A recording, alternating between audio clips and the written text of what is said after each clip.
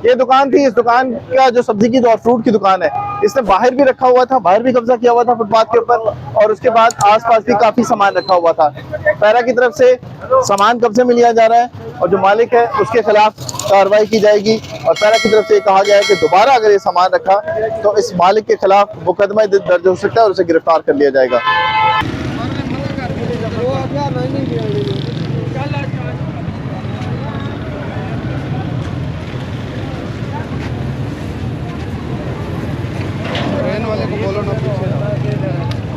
ये तंदूर था जिसे पहले भी 2 बार वार्निंग दी जा चुकी है और एडमिनिस्ट्रेशन और पैरा की तरफ से कहा गया था कि इसे हटा दिया जाए, लेकिन इसे नहीं हटाया मालिक ने।